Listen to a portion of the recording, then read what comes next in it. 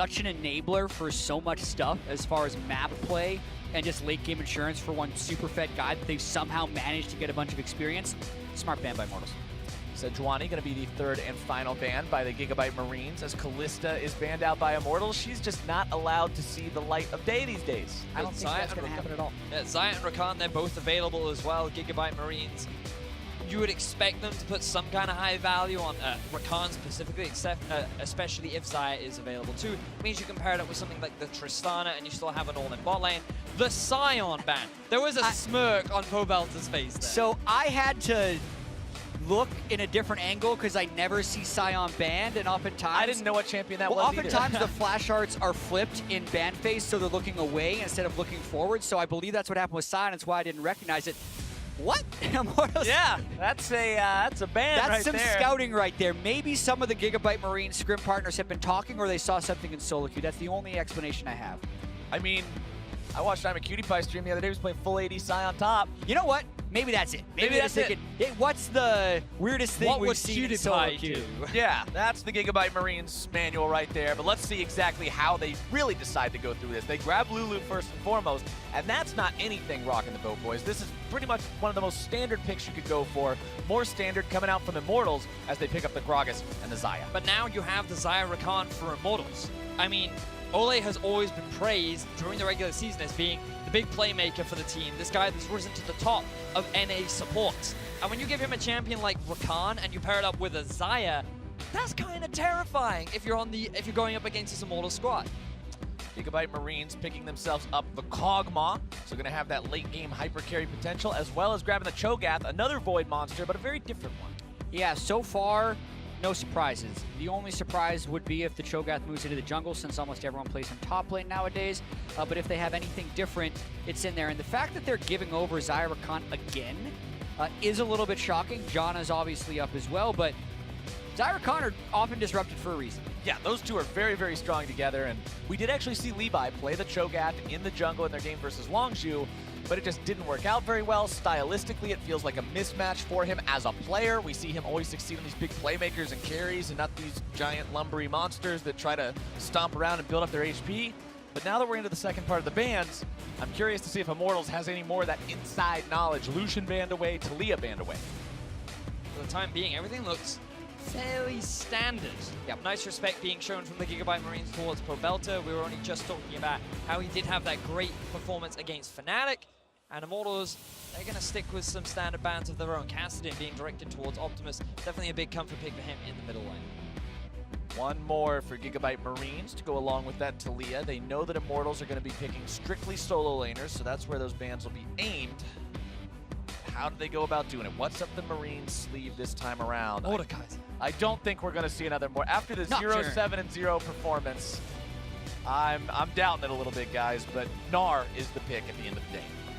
So a bit of focus towards the top lane as well. Flame, he's had a pretty impressive Worlds Group stage himself so far, banning away one of the side lane pressure carries in the form of Gnar, and allowing Immortals to pick themselves up a pretty staple mid lane. We saw it from Bjergsen earlier in the day. Pobel's now going to have his shot at bringing out the champ. I mean, Immortals is picking a composition that is right in their wheelhouse stylistically. I'm going to stop talking about that for a moment, though, because these last two picks is whether or not we see something a little bit different from Marines. Come on, please, Marines, do it, do it, do it. Levi, I remember that game where he got like 350 CS in a single game. Yep, there we go. Kayn locked in. Now, will they just do boring old red Kayn, or will they be adventurous and play blue Kayn? They should do the red Kayn, okay? I feel like the red Kayn makes the most amount of sense. We can talk a lot more about it once we get into game, but GIGABYTE Marines, they're gonna defy expectations. Flowers, they're pick and stand. All right, let's see how it works with Ryze locked in as their final pick.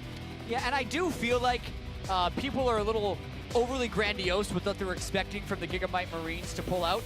It's the first Kayn of group stage. That is still something new. That's fun. Right? So, yes, their picks look like things you've seen before. It's because a lot of picks are in pro. There's only so many champions they can pull in that you haven't seen before. So another non-meta jungler is what I'm going to call it for Levi. Immortals locking in Shen as their top laner and final pick of this draft. I also want to point out the GIGABYTE Marines are running Heal Ignite, those Silsal summoner spells for people who played back in Season 1. In North America. In North America, yeah. It's a very specific reference, but I'm sure there's at least 2 people in the audience who get it. But those summoner spells, we saw them work in the victory against Fnatic. Maybe they'll work again here. But it's against the Zyra Khan flowers. Like, this bottom lane can kill you at level 1, level 2, level 3, level 4. Like, how can you not run flash against that? Let me pitch you on this. Go, hit me. All right, let's see what he's got. Did Mako have flash against Wolf's Rakan when he lost that team fight? Yes! You can't flash Rakan, man. Okay. The heal's gonna help you when you're in there. That's the logic. Why? That's the sell. You can't be punished for not flashing if you don't have flash in the first place. Stand there and fight. Somebody's going back to the spawn platform, and you hope it's not going to be you. All right, well, it's the GIGABYTE Marines versus Immortals. They picked what looks like a fairly standard comp, but will they stick to the standard style? We saw the Lulu with the no flash be swapped up to the top side. Kayn going to be very heavily focused on getting counter jungling in, invading in the enemy side of the map, but you need strong laners to do it. And when you have Cho'Gath and you have Ryze, you don't typically consider them to be the strongest laners during the early game. Let's see how it breaks out today. Remember, GIGABYTE Marines, such gigantic differences in their 2 performances so far. They'd really like to grab this win against Immortals. With both teams coming into this one at 1-1, it means somebody walks away with a positive record going into week 2, and somebody doesn't. Yeah, and even though almost no one gives over, Xayah and Rakan and GIGABYTE Marines did do that to Longzhu as well as in this game. Ole hasn't played it in the summer split, so it's definitely something that he's needed to practice in order to pull out here. And look at the stats on your screens right now. The highest and second highest champion kills per minute in group stage teams. These 2 right now, it's going to be a bloodbath by all measures. Exactly. Teams that are used to playing fast, are those naturally suited to go up against the GIGABYTE Marines? Or if you're not fast enough, does it actually just expose you to more risk? That's one of the things we're going to be able to find out in this game. It's like juggling balls when casting GIGABYTE Marines. Sometimes they go perfectly, sometimes they kind of go all over the place. You never really know what you're going to get. As GIGABYTE Marines, they're looking to set a bit of an invade up right now. Well, listen, they got scouted out last time they did it, but now they see Ole! Here we go. Ole doesn't find his knockup. Instead, he's going to be killed. First blood, GIGABYTE Marines. Bowbelter flashes over the wall. Cody flashes over the wall. That went awful for Immortals. Yeah, and I have to wonder what Ole was really thinking. Like, Marines knew he was there. They had wards all throughout their own jungle, and Ole didn't even have a numbers advantage. He just jumped into 4 people. Lulu doesn't have flash. Let's go. Listen to the crowd. GAM. They are in support of this team. They made a name for themselves, taking down Fnatic. Yes, they got crushed by Longzhu, but now they've gotten themselves first blood. They're going for standard lanes, and starting off by taking 4 summoner spells away from Immortals is a fantastic way to kick this off. The ward saw them walking through, but then Ole just way ahead of the team with Shen not even close. An unconscionable invade right there by Ole, but it cost him first blood. Now Ryze has it. Now I want to see Levi make his way down to the bottom lane. No flashes on either champion. You don't have a huge amount of CC, but you got a lot of damage with Kayn. This guy can run through walls, he can take creative paths, and I love seeing that Levi is already invading. I've heard from so many players that jungle Kayn could only be played properly if he's stealing stuff away. Exactly, we have seen this pick in the LCS and in pro play, and it's you need to make it work early. You have to use your mobility to get the counter jungle again. Getting first blood and getting the early wards helps a ton with this, and Xmithie walks right into it as well. He's going to miss out on probably his whole jungle if he's able to smite this away. Levi has smite, Xmithie does not. Levi doesn't be a smite battle, but Levi is the one to walk away with it. Super successful counter jungling coming out from the GIGABYTE Marines jungler. This is the kind of champion we like to see this guy on too. Now healing up off of the Scuttle Crabs, we can continue getting in Xmithie's face. And we talked about the different evolutions just as we were getting into game, and you would expect Levi to go towards Rust. He wants to kill him. Or go towards Xmithie, find some damage, but instead, Xmithie just sidesteps out of the way of it. That's one of the troubling parts about Kayn right there. He's so mobile in the jungle. He's got so many ways to get in and out. And all the attention that Levi is drawing here is helping their bottom lane a lot. No way out CS and Cody Sun, because they've been dancing between that jungle trying to back up Xmithie, and they've lost on both fronts. I was curious as to why Levi wasn't using his W, and it turns out that he didn't even max it. He's just decided Didn't to even max learn it. Yeah, that's what I mean. Yeah, he didn't even decide to pick that ability up. Decided to just put all his points in Q and E. Additional wave clear on the Kane. He just wants to steal away those caps. He wants that additional wave clear. And already being level 4, he's just going to make Xmithie's life as difficult as possible in the early game. Yeah, Levi is all about firsts. First person to play Kane here in the group stage, fastest first blood of the group stage, fastest to level 6 we've ever seen when he played Nocturne. This guy always is the innovator, trying to get one step ahead of the enemy jungler because he puts them out of their comfort zone, whereas he's been practicing this stuff, he's right in his zone. There comes your initiation from Immortals onto the bottom lane of GIGABYTE Marines. That's that lack of flash on Lulu that might end up being problematic later. Nevin taken very low here, gonna eat some of those biscuit, potion, whatever they are, heal himself back up. Is he in nowhere? Still okay for now. Like the decision making from Noway though, go straight onto the AD carry rather than onto the support. Realize that the damage threat is going to be Cody's son and just prevent him from getting involved. But now we have to talk a little bit about Immortals because they are the ones in the deficit, they are the ones that have been pushed back. But in terms of the laning phase, things still going reasonably well up in the top side for Flame. He's holding his own well up against Archie. You can see Pobelta not that big of a deficit. And the AD carries, they're still staying relatively even. The only one that's really struggling is Xmithie in the jungle. Yeah, and I think what gets lost a lot of time when everyone is throwing around cheese and what's GIGABYTE Marine's going to do is, at the end of the day, when they beat Fnatic, it was because they had a fed Trist Lulu. Yep. Right? It was almost a pentakill. They used these creative strategies to get through the mid game, but they still knew how to play. So in this game, they invaded more aggressively than a lot of other teams would. Potentially they put Immortals in a different mindset about what they were going to do, and they gave Levi an early lead in the jungle. And now, if they scale a late game with Ryze, Kog, Lulu, Cho, they'll be just fine. It doesn't feel like cheese. Cheese would be if Levi gets level 2 and then sits in a bush waiting for Xmithie for 2 straight minutes and just tries to bank his entire game on getting a kill. Exactly. Everyone has their own definition of what cheese is, and they often use it as an insult, like, oh, you need to cheese because you can't beat us playing exactly the way we want to play you. Yeah. Like, that's BS right there, because ultimately, you're all playing the same game with the same tools. So if GIGABYTE Marines use a different strategy, go for it. Well, now the strategy is gank bot lane, especially onto the guy with no flash. That is the punishment for those unorthodox summoner spells. Well, this is kind of what we were talking about. Unfortunately for the GIGABYTE Marines, they didn't move down to the bottom lane. They didn't try and punish the flashless AD carry and support, and that means that it allowed time for Xmithie to make his way down. There was no vision from GIGABYTE Marines, and INT, they make their way onto the board. Yeah, that was a good gank, and it's neutralized this early game, especially if they can get ahead of No Way. They're not going to get to that late game Kog'Maw Lulu, and they need to be able to play this lane in a safe way. Doesn't even use heal here, and technically would have had that incredibly small window to flash away had he had it, but that was a pretty good gank by Immortals regardless.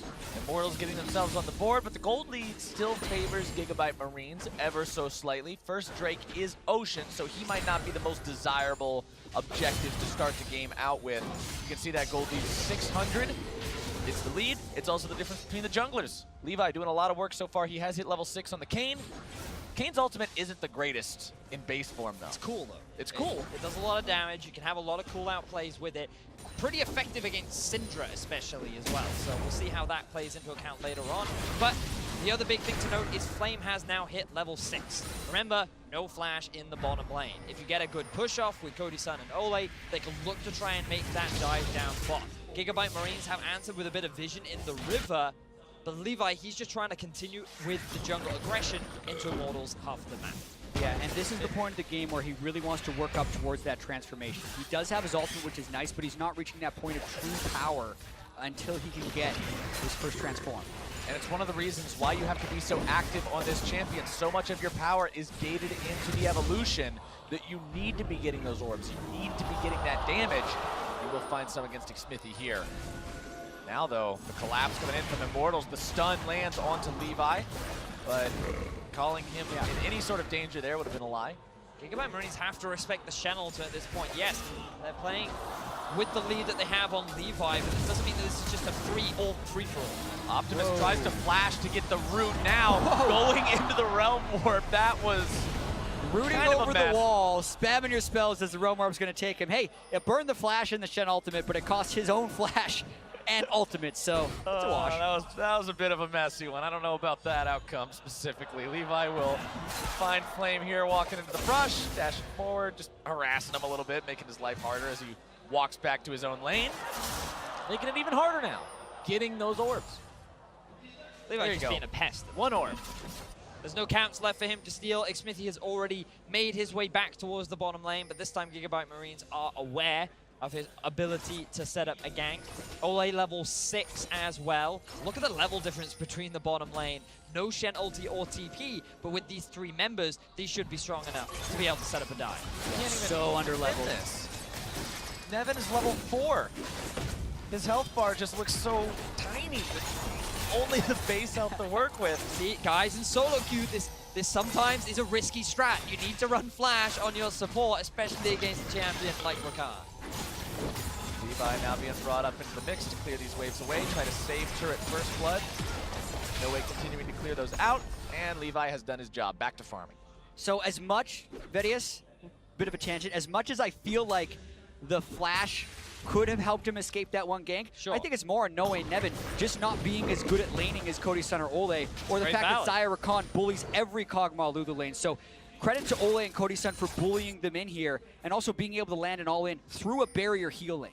So good on them. And I'm going to hold personally off on the flame of the Healing Knight players. I mean, Cody Sun and Ole, this was a bottom lane that people weren't honestly given a lot of credit or respect to at the beginning of this season. We're tossing all the way back to spring split here, but then throughout summer, Immortals, as they went from a 7th place team to a team that went to the finals of the North American LCS Summer Split, a big reason for that was Cody and Ole's play, a lot of which came out in lane. Absolutely, and they're going to be able to break this first turret, feels like no problem. Levi's still trying to farm up to level 8, not helping that bottom lane whatsoever, as we see a lot of other teams doing when their bottom lane is in trouble. He's trying to delay that lane. Instead, they might go for play on somewhere else on the map. And look at the farm lead too. Cody Sun 103, No Way 70 at the moment the turret falls. The gold lead now almost 1,000 in the favor of Immortals after the level 1 mishap. Things have pretty much done nothing but sway their way. Now moving to grab that first trade. It's been harder and harder for Levi to really exert pressure into the enemy half of the jungle. He will now move top to be able to get this turret, which will equalize the turret score, but Immortals, they're still keeping up with the plays themselves. They've been able to take that first tower of the game, transition that very quickly into an Ocean, and an Essence Reaver already completed for Cody Sun. Yeah, and I think Immortals has done a good job stabilizing this game after the failed invade level 1. The fact that they won that lane so hard after losing Ole's Ignite, Flash, all that stuff, and then also after Xmithie did the invade that gave No Way the 10 CS lead early, like that lane completely flipped thanks to the strength of their mid-game laning. GIGABYTE Marines have to find some way to make this early game go well for them. That's the way that we've seen so many of their wins come out. They innovate, they theorize, they find all these new ways to play, but now those ways to play are getting punished pretty hard. Wild growth from Nevin onto himself, but Stand United brings another Immortals player into the mix and more money into the pocket of Cody Sun. I'll give you this one. Flash would have been pretty nice there. But also just good utilization of the Shen ult from Immortals. This is something that we were talking about earlier on, where it's very easy to just make plays happen in the bottom lane because you have the Rakan who's great at engaging, and you just have the immediate Shen follow-up. So even if Levi's there to help him out, it's just going to still be a 3 versus 2 in their favor, and they're going to be able to get the successful team fight. Levi farming up his Krugs, but now being pressured by Ole and Cody, has to walk back, using Kane's ever so handy ability to do that. But Xmithie, even though he's 2 levels down on Levi, walking through the jungle, recognizing the power of his own laners to help him if he gets into that 1 versus 1, and now that's exactly what they're doing. Levi trying to force this fight. Get himself out of this one. Realm Warp coming in, but nobody even steps into it. Cody Sun popping the ulti, Archie coming in from the flank, trying to grab somebody, but Immortals reinforcements have arrived. Xmithie goes over the wall, Archie goes after him, flash for flash, Rupture not quite gonna slow him down enough just yet. Has to knock him away. Yeah, lots of disengage there for Immortals as GIGABYTE Marines can't quite force hard enough. Archie really tried there, but ultimately just able to trade flash for himself and the jungler. So you got to question whose flash was more valuable there. Will diminish the initiation for Xmithie for the next few minutes. You can also see that Immortals were able to successfully get a lot of deep vision down into the Gigabyte Marines bottom half jungle. What they'll utilize that for is up to them, but it could be a potential roam or flank.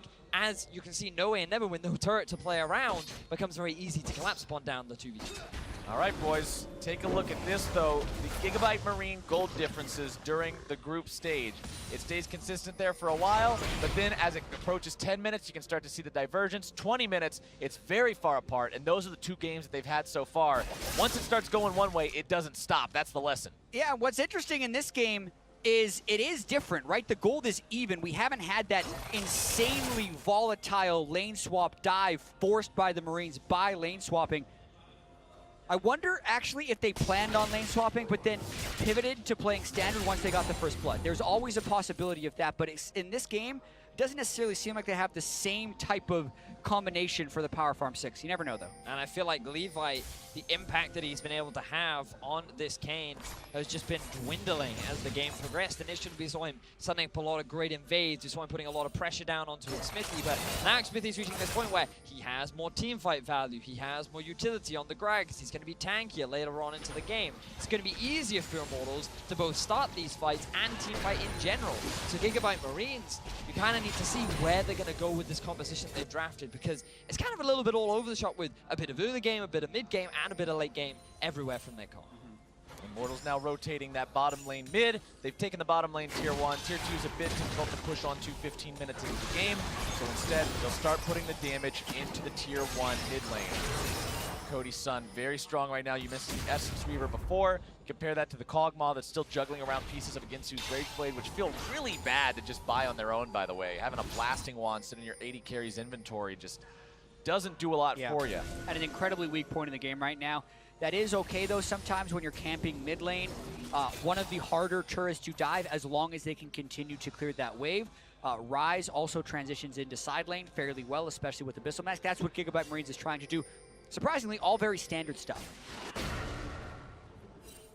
The Ruby Crystal completed for Levi in his inventory now almost guarantees to me that he's going to be going Red Cane instead of Blue Cane, just because of the fact that I'm sorry to break your heart, Cloud. Blue Cane builds nothing but long swords and items that come from long swords, so probably not the health crystal today. Levi showing right there why you probably want to have a little bit of tankiness in this game. The damage from Pobelter's Syndra will be very threatening as we go on. He's got the Morellonomicon done now as well, so healing's going to be that much more difficult to get it to stick onto him as the Immortals push continues.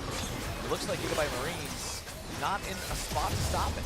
Impressed with how Immortals are just keeping this bot lane push as they move between bot and mids. They make sure that someone from Gigabyte Marines is always there to answer the wave. That means Immortals have the numbers advantage, and it makes taking that mid tower down that much easier. They've now finally gotten themselves the gold lead, and the game is now much more in an easier state for a team like Immortals to be able to read and plan their next move. Yeah, exactly. So any type of early game shenanigans of neutralizing is that 1,000 gold lead for Immortals, where they have a lot of CC and initiation.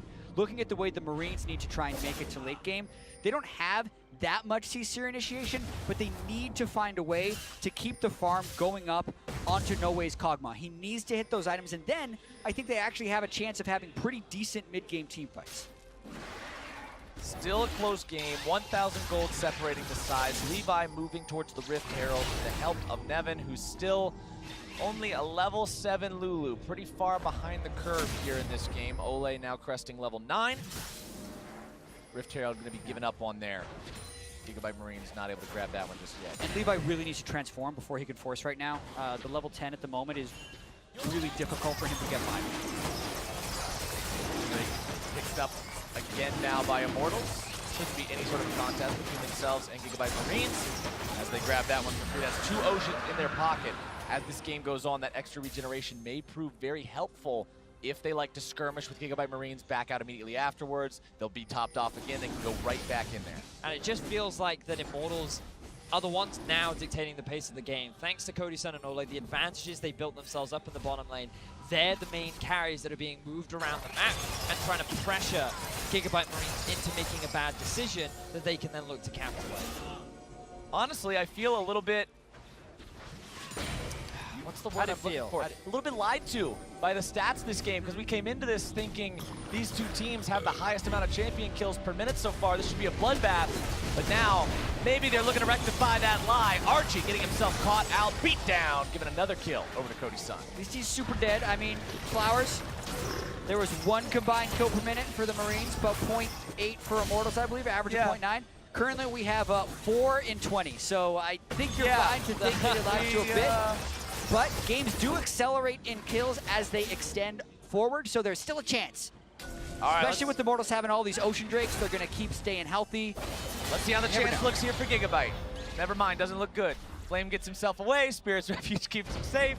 Quick Not assessment too there, worried Flowers. about that one. Yep, we're able to do that quick math and see they don't have enough damage to do 2,000 to his health instantly. Well, GIGABYTE Marines will be able to get their second turret of the game, but Immortals already on track to get themselves their third.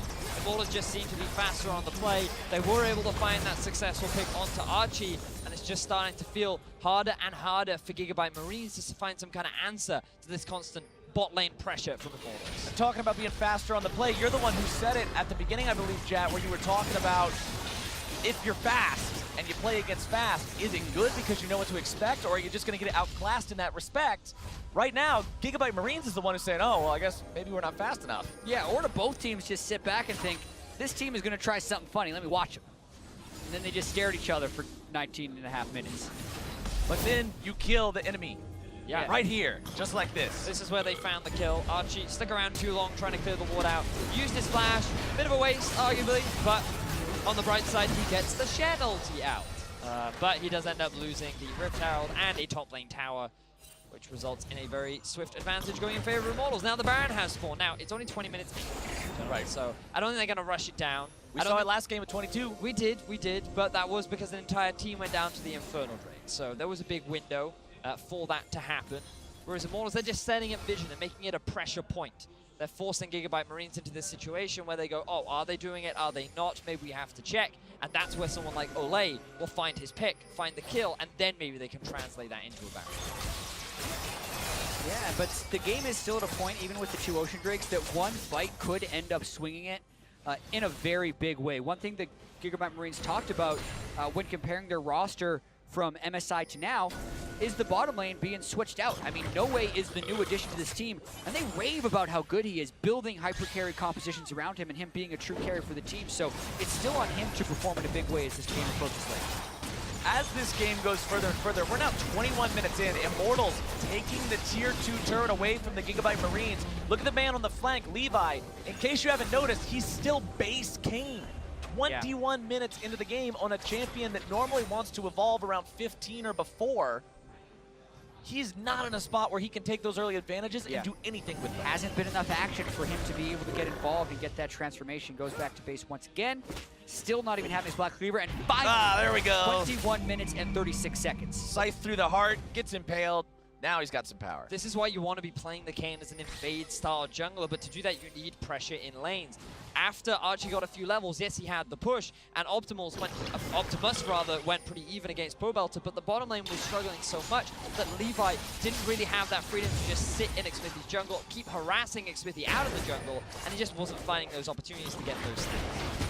Well, now that they've got the Kayn involved, at least they've got him to a point where he can be useful in these fights. The knock-up on his W, one of the most useful parts of that evolution. But Immortals is just putting so much pressure on right now. They're taking another tier 2 turret 22 minutes in. Just tower after tower after tower for Immortals. They have great vision set up. They realize that GIGABYTE Marines are constantly answering the minion waves. They get pushed underneath their tower. They're in a bad position, so they can't answer. And that gives IMT a very swift objective. Yeah, and I think Immortals is playing this one really smart. They're getting enough wards down. They're sieging in a safe way. We haven't actually seen Ole go for many plays. If anything, he's followed up Xmithy when he does go for a body slam flash, but they haven't needed to because as long as this goal lead continues to extend and as long as Cody's son stays so far ahead of the curve of Noe's items, they're going to be absolutely fine. 40 seconds till that next Drake spawns. That'll likely go over to Immortals if they continue to control the game at the pace they're doing right now. GIGABYTE Marines, this team feels totally different this game. Before, they were always looking for options. It was never a slow bleed from GIGABYTE Marines. It was, we're going to just in this game faster, we're going to die trying. They're always trying to make a move, but today it's just the opposite. On the bright side, it's better than their Longju game. They don't have a 0-7 Mordekaiser. So you got to look at the bright sides. They still have the potential for a Cogmore. You know, as Cass has always talked about, the late game. You know, so far, Immortals are doing a great job of slowly pressing their advantage further and further into the base of GIGABYTE Marines. But if they slow down at any point and No Way is able to get that 2 or 3 item Cogmore state, then maybe we can see this shining, this rising AD carry for the GIGABYTE Marines have more of an impact. But it's hard to believe when Cody's son has like a 2.2k gold advantage over his AD carry counterpart. Yeah, Cody's son working on big item number 3 now and then. It's at the edge, feathers fly, and he immediately cuts down the enemy support. Player Xmith, he grabbed the kill onto No Way now as well.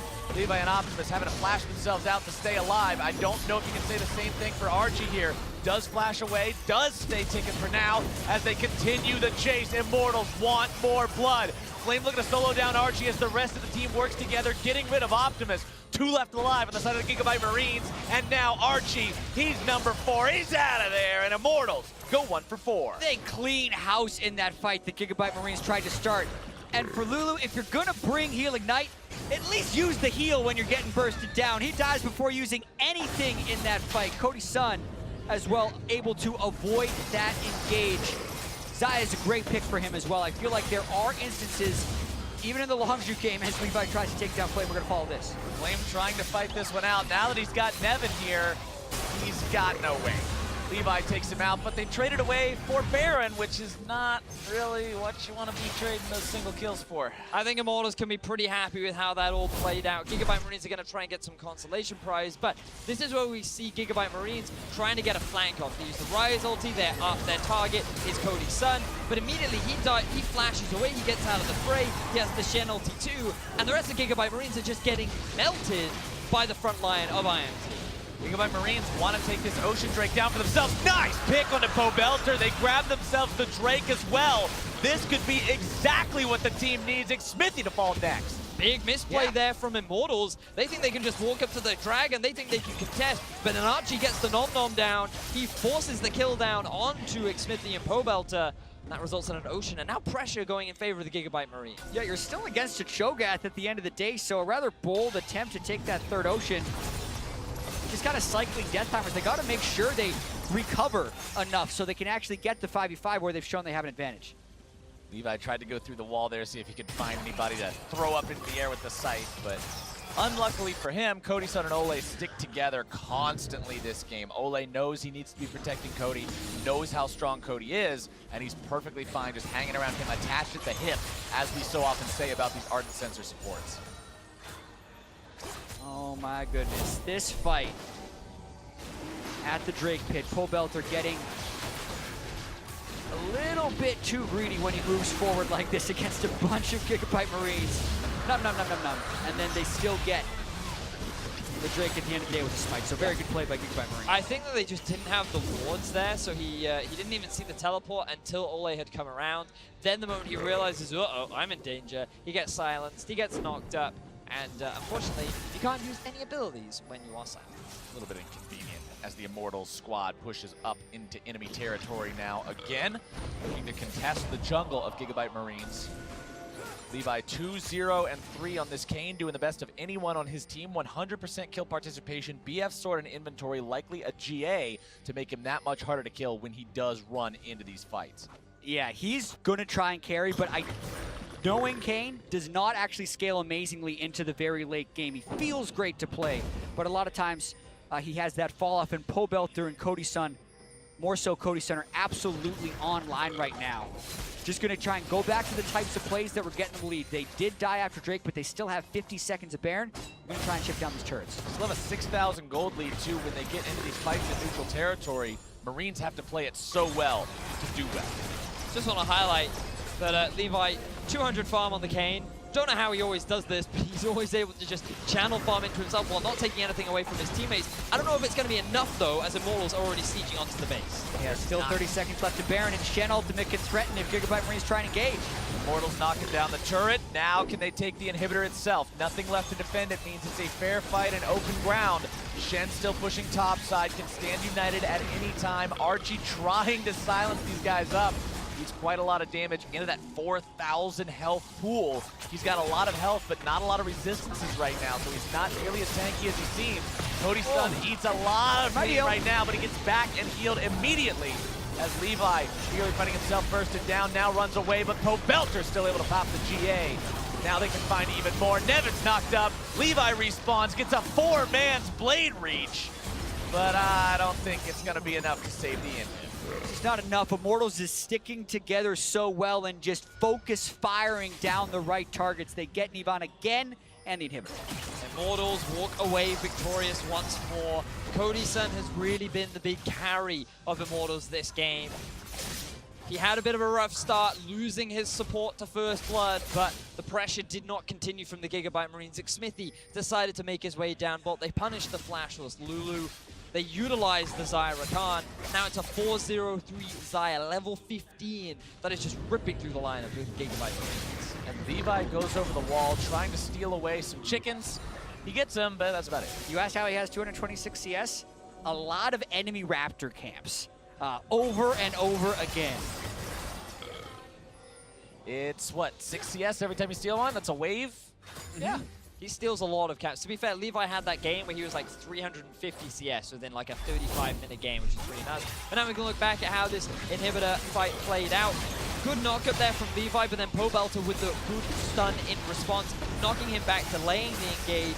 And Immortals, they're just buying time. Eventually, they're forced to use the Shen ulti, and then here, they get the great knockup onto the Lulu. There's nothing Nevin can do. Levi doing his best to keep the team alive, but unfortunately for the Gigabytes, it just wasn't enough. Gigabyte Marines, the situation gets bleaker and bleaker as time wears on. The slower-paced game has just been a slow bleed, almost for the entirety of it. That one mishap at the Drake, really the biggest mistake that we saw from Immortals. And now, they move up again, looking to make plays onto Optimus or the Tier 3, whichever comes first. One feather from Cody takes it out, but he's still going to be maybe in trouble. Never mind, grab the kill onto Levi for Pobelter. Immortals continues their push, Redemption to keep him healthy. Sit back in that Redemption one more time, get the second inhibitor, rinse and repeat with inhibitor 3, or just wait a minute until you can get the Baron and go all the way for the Nexus. Immortals has played with so much control, except for 2 blips, which was the level 1 invade and the Ocean Drake the Gigabyte Marines ended up stealing away. But aside from that, it has just been a great display from Immortals. I mean, we so often see teams hit the wall of these inhibitor turrets and say, no, wait for Baron, we'll push then, that's when we're going to make our move. Immortals just says no, they just walk straight in, take whatever they want, and now they've got one lane left to do it in. Rupture finds its way only onto Xmithie. RG can't even walk close to this Xayah right now. Cody just outputs so much damage. And you've got to think about what this means for the group as well. Immortals getting that 2-1 scoreline is going to solidify them in that second place spot. Having that kind of a lead is so advantageous moving into next week, and now we can just look back at how they were able to get that very quick kill on the Levi. Yeah, just tries to go in, doesn't have the GA this time. Everyone uses the spells, he's gone, right? They're not able to initiate cleanly or together. In no way is so scared of all the Syndra and Xayah CC that he's not able to get close. They might try and rush this Baron on spawn, though. Another the only Drake. other chance they have. Another Drake did go the way of Immortals. They picked up the mountain on their way out of the Gigabyte Marines base. Baron spawning right now. Gigabyte Marines only has Levi nearby, so no spawn chance for them. Immortals already getting into position. Yeah, no Baron rush to be. No way was just in the mid lane. Most likely not worth trying to contest this Baron, but there are very few options left, because if they do give up the Baron, their base is probably dead, but they're too slow on the play anyway. So much damage on the side of Immortals. Yeah, and Immortals is getting set for the final push. I want to take this small moment before they push in to clarify my thoughts on Heal Ignite, because I think it can work in lane for those strengths, but I do not think it is good overall before you take it into every game in solo queue. Specifically in pro play as well, when they are more willing to punish missed positions. It means there is no way out ever of a Gragas body slam, a Gragas ult, or a Rakan engage, and I think Immortals has done a very good job punishing that this game. I also think it's always just a risk to run it into a Xayah Rakan lane, which in general you should never look to give away. But now here's Immortals, they're looking for the final push, they're looking for the game. Redemption called down, silence down onto Flame, but he's just so tanky. Immortals have the raw stats. to force this issue right now. Optimus and the rest of the Gigabyte Marines will hold the turret for this push, but the next minion wave will likely be it. There's quite a lot of wave kill on the side of Gigabyte Marines, so I feel like Immortals need to send Flame down bot, get that minion wave pushed into Gigabyte Marines base to just split up the Gigabyte Marines so that they now have the Baron, they have the extra minions, but that tower's pretty low, they might just try and force it. Here we go, Force comes out, Levi goes in, looking to find the burst, they got Cody's son! This could be the fight. Immortals now without their big carry, Archie taken low, Levi the one who's wild growth, Flame backing away, Redemption to keep them healthy. Gigabyte has to think how hard they want to chase this. Immortals is full HP. What a beautiful play from the Gigabyte Marines. Knockup from Levi into insta-kill from Archie. Fantastic coordination that'll delay it for a little bit longer for Immortals. I don't think they're dissuaded just yet. Double Mountain Drake, they are going to heal up, and Gigabyte Marines use a lot. They're trying to just leverage these super minions to help them get the 3 inhibitor cycle. Haunting onto Levi, the burst comes through from Pobelter, but there's your round more, putting Archie into the back line, seeing what he can find. Rupture not making its way onto anyone just yet, but the silence into the Polymorph will hold him there for a moment longer. Gigabyte Marines just doesn't have the damage to get these kills. Yeah, they don't have the stickiness in their engagement. They don't have that hard CC from a Syndra stun or a Rakan engagement. Everyone is just kind of slowly walking towards them. There we go. There's the replay. So great knock-up there from Levi, and again, the immediate follow-up from Archie was fantastic. The one thing we can say about Gigabyte Marines is just they're so quick to collapse on a call. They find the pick onto Cody's son. They're able to buy a little bit more time, but their base is still in shambles. They're going to need to find so many more of these before IMT are at a real risk of a big comeback from the Marines. Cody's son says, I might go with the Guardian Angel, because they have a lot of front-loaded bursts, but then not so much sticking power after the fight. So in this case, I actually like Guardian Angel on 80 carries, when most times I like stuff like Mercurial Scimitar, but not going to be able to get that as well. Immortals has 2 inhibitors to still take down. They have 1 inhibitor already down on the side of their opponents. Find here, stun from Pobelter, working its way towards that minion line, clearing those out. Xfinity on the front line. Flame here with the rest of the team, not even bothering to split push, doesn't need to. Mid lane inhibitor falls. Cody's son grabbing the credit on that one as the top lane inhibitor respawns. So essentially the same situation, just a little bit different.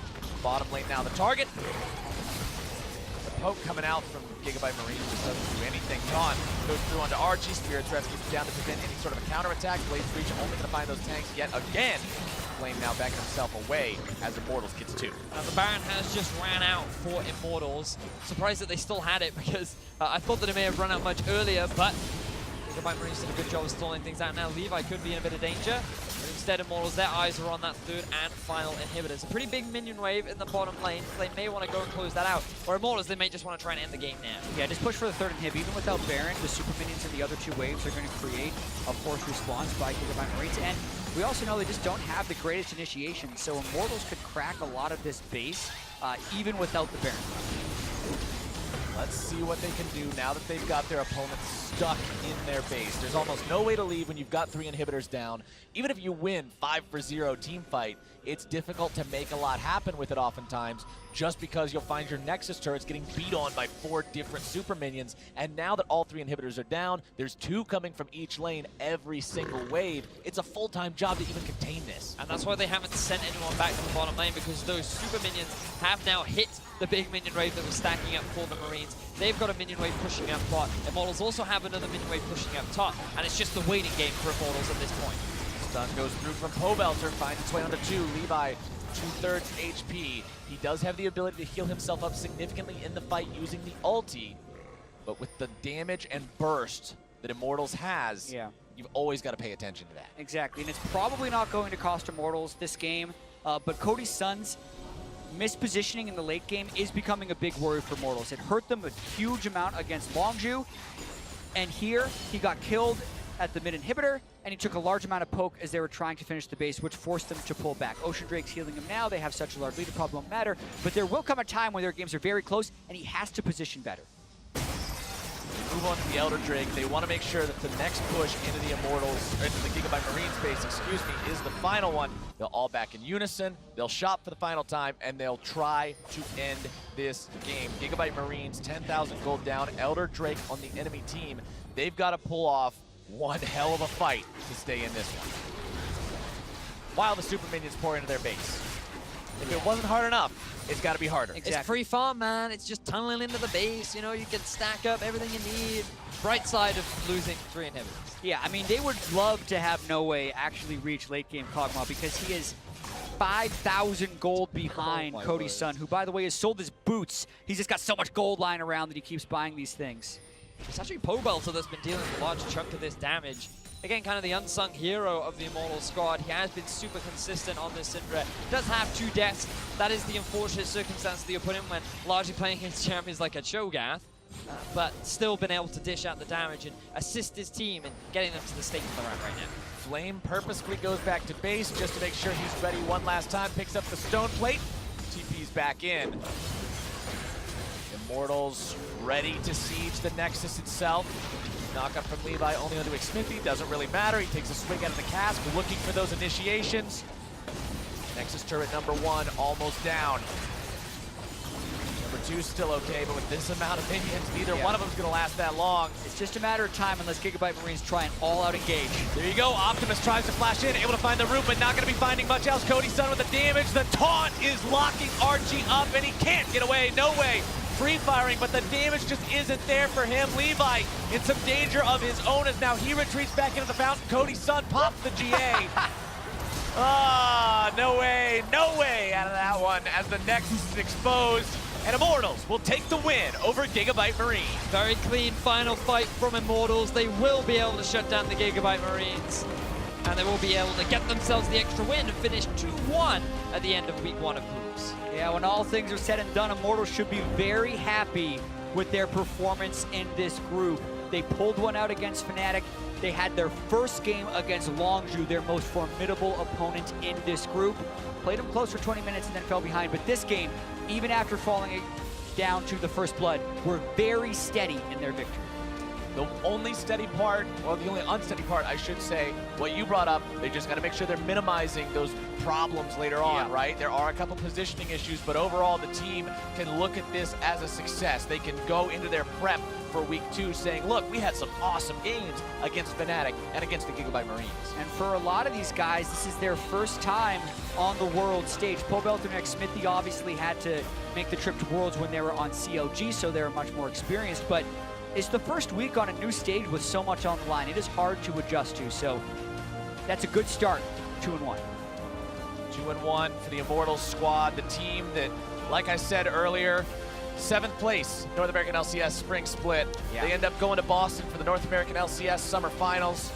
Now they're here, competing at Worlds to see if they can prove themselves one of the best teams out there. But I do think that North American fans can be pretty happy because now you have 3 teams all finishing at 2-1. That's a great way to start off week 1 of group stage, and it sets you up nicely moving into week 2.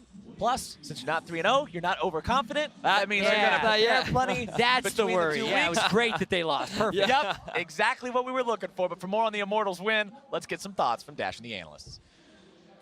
Thank you very much, Captain Flowers. I love it. All the NA teams with the ideal scoreline of 2-1. Not too overconfident moving into week 2, but Immortals will be happy to pick up the victory here over the Gigabyte Marines. Jat said he wasn't quite ready to throw some flame at the Heal Ignite Lulu. Okay, there it is. Let's hear it. So here's the thing to me. I have no problem with them trying to play it differently, trying to play it aggressive in lane, right? But what I have a problem with is you're playing alongside a Kog'Maw, not a strong laning champion. You're playing into a Zyra Khan. Very strong laning duo. You're also playing against a Gragas and a Shen, right? How are you going to utilize these summoners to really get a lane advantage? If this was like a Draven or something, and I'm like, okay, I can get behind this, right? This starts to make some sense. Someone who's very lane dominant, someone who can utilize these summoner spells in and all in to try to snowball the lane and try to take over. Then it makes sense to me. But where was the opportunity for him to actually utilize these summoner spells? I didn't really see one. And it just seemed to me that it was an obvious liability. I mean, Smithy didn't even try to focus the AD carry because he knows Lulu has no flash and is a free kill.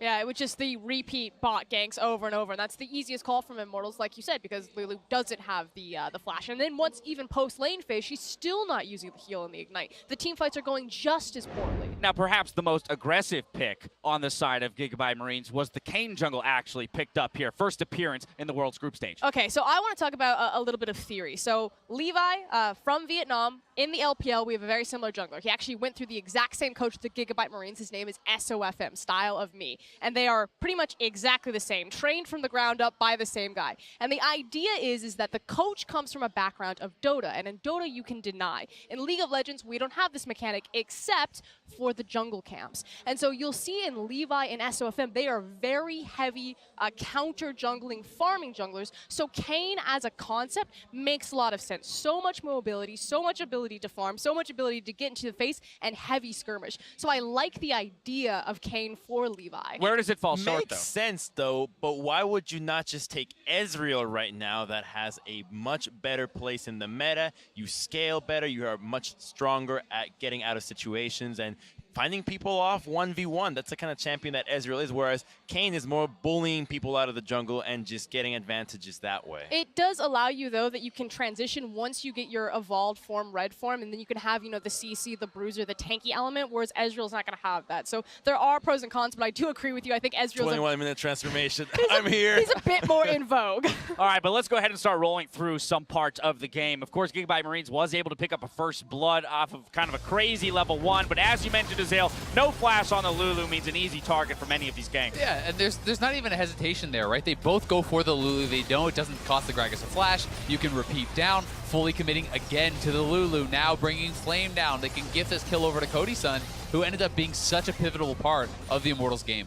And Immortals has actually been putting a lot of attention in Cody's son. We saw in their game against Longzhu, it's about making sure that he gets ahead. And before, we were worried about how is Cody's son going to perform. And I think that they're just taking the meta into their own hands and recognizing that we're going to have to put this rookie on the world stage, have him shine through. And he's coming up in a big way. Sure, the game was a little bit at first of them dragging themselves to the GIGABYTE Marines pace, going for that first blood invade. Why would you invade the Marines? We don't know. But they showed up in the end with a couple of positional errors, as Jao was mentioning, but it was solid overall. It's kind of a similar international story to Hansama. You know, you have these two very rookie ADCs. No one really has big expectations. You're competing alongside names like Uzi, like Doublelift, and they just kind of get forgotten or fall into the wayside in an Ardent Sensor meta, but they're stepping up big. Now we push ourselves forward a little bit in the game to kind of the team fight phase of it all, and once again, the lack of flash on the Lulu will come to bite GIGABYTE Watch Marines. the Rise ultimate here. So she ports and dies right away. That's a bummer. That's a bummer. unlucky. You're stunned, you can't get out of here. Like, no! The sacrificial lamb out of Optimus. Yeah, but here it is. Basically, this is the fight. Yeah, this is the fight that spelled the end for GIGABYTE Marines in a sense, in terms of giving Immortals an insurmountable gold lead over the GIGABYTE Marines. And it's just unfortunate that everything kind of seems to collapse right there. But good job from Immortals. You know, they pretty much had control of this game from start to finish, save for that first blood. That was a little bit wonky when you go full GIGABYTE Marines and they beat you at their own game. But other than that, that gold graph says it all. This was Immortals clean and clear. We do have to give a little bit of credit, at least over to Levi, though. I think he played very, very well throughout the game. I think he did put on pressure to Smithy, and he was able to get a level advantage. He was, up a lot of farm. He did have gold. So it worked to a point, and I think had the bot lane not been so far behind, maybe they actually could have taken advantage of it. But that's the one issue, if your idea is just to play around the top side of the map, just to heavy farm and contest all of those camps, play that counter jungling style. Gotta play a safe bot lane. Yeah, you cannot afford heal ignite. But I have to say though, the GIGABYTE Marines have been coming up as, oh, we're gonna try all these new stuff, we're re-innovating everything, but you went with standard in pretty much all across the board except for the Kayn. And where is that initial spark that we saw? Have they run out of steam? Because the idea of all about experience and lane stops and everything has just fallen flat. Only time will tell, right? They have a few more days to retool before heading into week 2. Just real quick hit on Immortals as they close out their first round robin. They've kind of had an interesting run here through the first week, right? A very close game, almost dropping it to Fnatic, but getting it just at the end with an overreach by Reckless. A solid game here. What's our assessment of this NA squad? I actually really like Immortals right now. I think that they've showed a diversified style. They're strong in the early, they're strong in the mid, they can team fight. It's just kind of, again, fine-tuning some of those positional errors. You know, in Longju was Xmithy out of position. Here it was a couple times maybe Cody's Sun's overstepping. I think they've played very well, and I think that GIGABYTE did them a big favor by actually taking a game off Fnatic, who was kind of supposed to be their major competition for second place. Agreed. That's a very good point. We're going to take a short break. When we